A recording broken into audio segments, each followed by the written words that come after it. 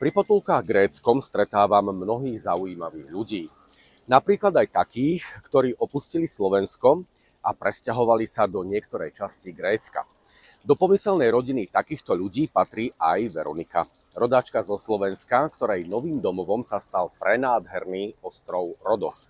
Žije tu so svojím manželom, majú tu supermarket, no a práve tam som Veroniku zastihol, aby sme sa pozhovárali.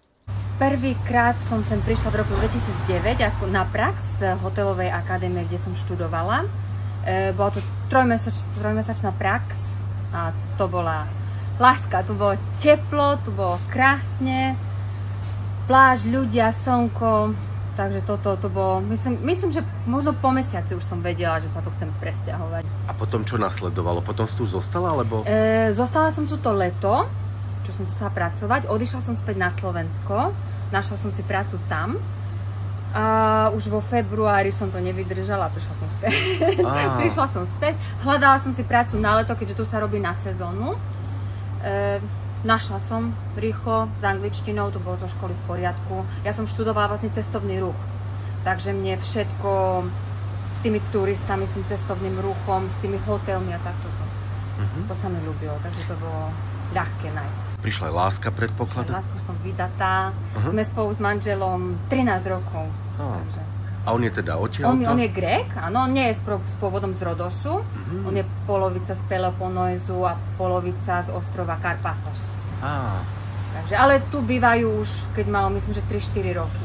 A spoznali ste sa teda tu? Tu, presne tu v jeho obchode. Ano. Ja som robila oproti, to bola, myslím, že druhá robota, robila som tam čašničku. No a tu sme sa spoznali a to už bolo pred 13 rokmi. Super. Dobre, a keby si tak mala povedať, že prečo je dobré alebo fajn žiť práve na Rodose, také tie najväčšie klady? Ľudia, Gréci sú úžasní. Tu sa môžeš porozprávať, hoci kým stretneš sa niekde na ulici, môžeš sa porozprávať. Temperament, čo ja mám rada, silný temperament. Celkovo ten spôsob života bez toho stresu, že musím ísť do roboty, musím toto, musím tamto. Oni si povedia, to nevadí, to urobím neskôr. Trošku si sadnem, oddychnem, aj keď sa to musí spraviť, lebo všetko sa robí. Tak, ale myslím, že to, hlavne tí ľudia, jasné, že to slnko, keď sa ráno zobudíš a máš slnko každý deň, to je, možno nevyzerám, nie som taká opálená, to snažím dávať pozor, ale je, myslím, že slnko, tí ľudia, toto najviac. A chodívaš aj späť na Slovensko, alebo si tu nepretržite? Chodívam každý rok, keďže my robíme na tú sezónu a robíme tých 8 mesiacov, my robíme 8 mesiacov non-stop, potom máme tie 4 mesiace voľno. Takže väčšinou chodím buď na Vianoce, alebo jedné Vianoce sme tu, aby sme boli aj s jeho rodinou, lebo on má aj syna, takže by sme ich videli a jedné Vianoce doma. Zostávame mesiac, dva, čo mi vlastne dalo aj možnosť ešte spoznať viac Slovensko, lebo keď som tam pracovala alebo bola v škole, tak nechodíš veľmi. Aký je tu život treba v zime? Lebo väčšinou teda poznáme grécke ostrovy v lete, júl, august, september, ale ako to tu vyzerá vlastne mimo sezóny? V zime to je všetko zatvorené. Toto je... tak, ja to vysvetlím tak. Keď tu máš celú sezónu, tak strašne veľa ľudí, lebo tu je okolo 4 miliónov ľudí za celé leto, tak to ticho v zime to je perfektné, lebo obchody sú zatvorené, všetky tak ako aj náš, aj tie hotely, niektoré sú otvorené samozrejme, oni ostávajú niektoré, že ak niekto chce prísť, ale je tu pokoj, kľud, ticho, môžeš ísť na prechádzku a nevidieť nikoho. Ja bývam v Starom meste dokonca, takže tam to je, keď vidieš večer a máš tam iba zo pár svetielok, to je neuveriteľný pocit. Celkovo to Staré mesto, keď vojdeš do Starého mesta, tak to je keby všetok ten chaos toho mesta, tie autá, tí ľudia, vojdeš tam a tam je ticho, takže to je úžasné. Sú tu iba tí Gréci, čo tu bývajú, čo nás nie je tak až tak veľa. V meste sú to aj tie malé dedinky, tam ich ešte menej, takže pokoj, kľud, cestujeme veľa, sa snažíme. No. Ako po Rodose, či aj mimo? Rodos máme celý preskúmaný skoro, ešte mám nejaké maličkosti, tie sú otvorené väčšinou v lete, preto som tam ešte nebola, ale mimo, ak sa dá, podľa toho, aká je sezóna, ale väčšinou je dobré. Mnohých ľudí zaujíma, že vlastne čo robia Gréci v tých zimných mesiacoch, lebo v podstate v lete máte kopec roboty a potom v zime je to o čom? My robíme cez sezónu, robíme non-stop. Takže nemáme žiadne voľno. Takže ja tých 8 mesiacov nemám voľno. Robíme 12 hodín denne, niektorí viac, niektorí robia 16. Takže potom, keď príde november, zatvárame 28. októbra obyčajne, potom príde november a potrebujem asi mesiac, aby sme sa dali psychicky a fyzicky dokopy z toho celého, lebo to si aj hlava si potrebuje oddychnúť, potrebuje ticho telo samozrejme. A potom väčšinou skoro všetci niekam idú na nejakú malú dovolenku, buď na nejaké iné ostrovy, alebo niekde do zahraničia, každý sa teší na Vianoce, že chcú ísť niekam do zahraničia, alebo majú aj malé deti. Asi tak, ale ide to pomaly, tak kľudne. Každý má svoje záujmy, niekto hraje biliard, toto veľa. Kúpať sa tu dá celé leto, celú zimu. Takže my sa chodíme kúpať, obyčajne celý november a december sa chodíme kúpať. Potom už január, už je tá voda zimná, tam už si to netrúfnem. A koľko je tu zhruba stupňov, napríklad december, január, február? Okolo 10. Ešte november máš 20, 27, 25, december už to ide tak nižšie, takže je to okolo 20. A potom to je okolo tých 10 stupňov. Niekedy menej, niekedy viac, môže sa stať, že máme aj 15-17 stupňov. Aha, ale sneh tu nie je, či áno? Sneh. Bol tu raz, myslím, že to bolo ešte pred covidom, pred tou pandémiou a bol tu na Atavirose, tam sa zablokovali autá, lebo ľudia chceli vidieť sneh, takí, ktorí nikdy nevideli. Raz tu bolo aj v Charaki a Faliraki na pláži, ale to jasné, že to asi vydržalo asi 2 minúty. Ako ťa prijali vlastne Gréci? Lebo existujú rôzne tie teórie. Niektoré hovoria, že sú veľmi priateľskí voči iným ľuďom a niektorí zase hovoria o takej rezervovanosti. Ako to bolo? Myslím, že je to 80% tej dobrej skúsenosti a 20% tej zlej. Takže to je jasné, že všade sú ľudia, ktorí nechcú cudzincov, nepáčia sa im cudzinci, ale to sa mi možno stalo 2-krát, že mi niekto niečo povedal, ale z toho nič nerobím. Ja si žijem, kde chcem. Takže, hej, ja som tu šťastná. Vieš, keď ti niekto povie, že lebo to tak robia niektorí cudzinci, ktorí sem prídu pracovať, že robia tu, zoberú všetko peniaze a idú domov s nimi. Takže im sa to nepáči, takto, vieš. Ale napríklad ja bývam tu. Dane platím tu, mám zamestnanca tu, Grékyňu, pardon. Takže, ale sú priateľskí. Nikdy sa mi nestalo, že by som pocitila taký racizmus, že sa im nepáčia. Keď povieš, že zo Slovenska, tak oni sú všetci Slovácky, hlavne Slovenky, jasné. Tie najviac Slovenky, Češky.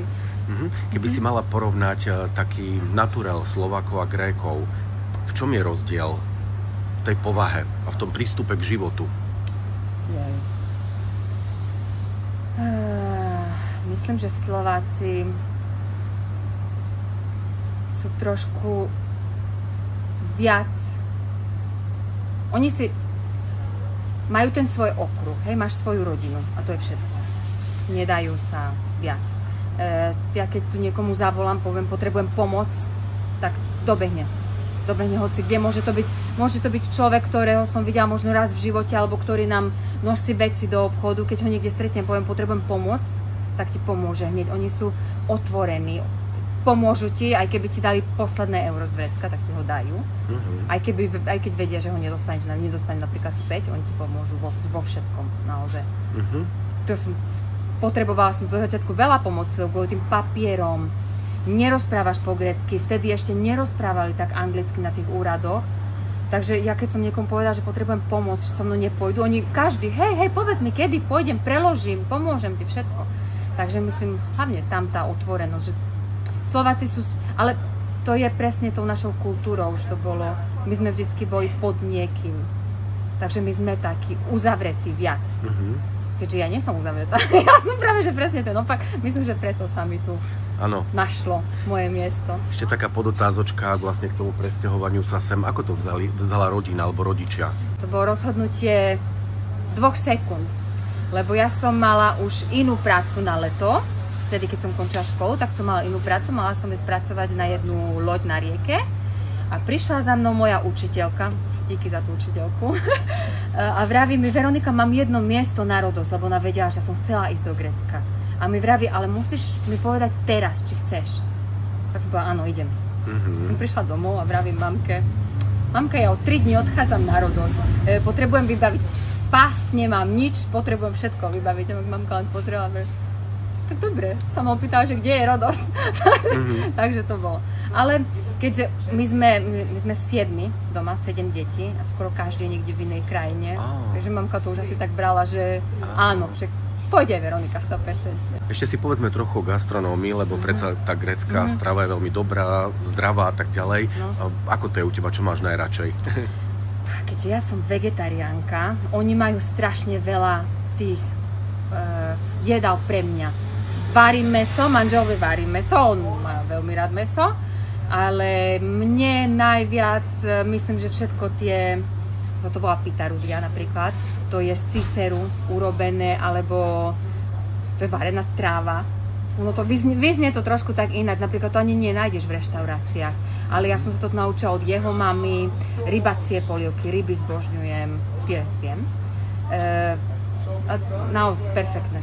Všetko. Grécky šalát, samozrejme fetu, ktorú som praštila. Ešte sa chcel opýtať, že ako je to napríklad so slovenskou komunitou? Je tu nejaká na Rodose? Máme tu. Je nás tu dosť. Myslím, že nás je tu okolo 20, bolo nás 20 dievčat, čo viem. Možno, že aj viac. Nepamätám presne. My sme takí, čo sme kamarátky, trošku menej, taký menší kruh, ale áno, máme tu. Väčšinou sú tu vydaté, tiež majú deti, pracujú a tak.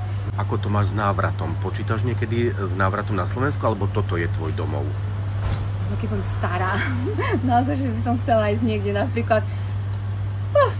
Myslím, že keď budem hľadať nejaký domov dôchodcov, tak vtedy by som asi chcela ísť na Slovensko možno. A ešte posledná otázka. Možno ľudia, ktorí nikdy neprišli na tento ostrov, prečo by mali?